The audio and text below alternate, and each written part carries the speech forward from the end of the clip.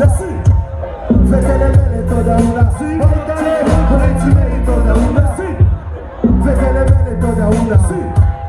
Băieții mei întotdeauna. Fetele mele întotdeauna. În grupul suntem câteva ore, avem câteva sticle să bem și fete fără subiect vrem.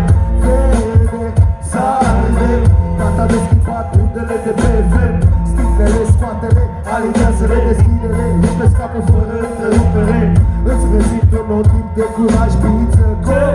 Ieșind din surprise, pe 7 cărări, țară pe la cântări, de grupe diferite, stări în funcție de combinări. Îmi aleg timpul, preferare vadă la sfârșitul serii, o să mă plăcă toată.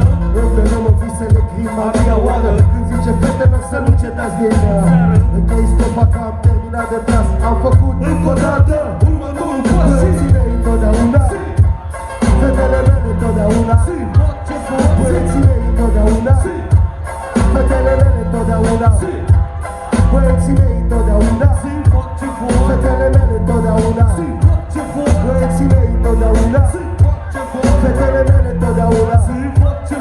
Îmi ascund banii, să nu-i beau când beau, stau și dau peste cap, multă bere la țap. Iau, a doua zi multe pastile de fete, nu mă enervă capule că te sparg de perete după bere.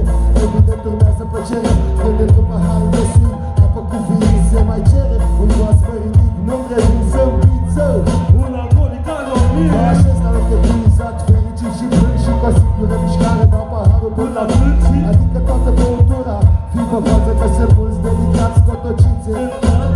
Adine lasă iau un shot, un hit și o să ți se pară că ce era până pe beat. Dăm un whisky Red Bull ca să fac gargară și să o ar prin oraș. Băieții mei întotdeauna, fetele mele întotdeauna. Băieții mei întotdeauna, fetele mele întotdeauna. Băieții mei întotdeauna, fetele mele întotdeauna. Băieții mei întotdeauna, fetele mele întotdeauna. Fac ce vor! Yeah!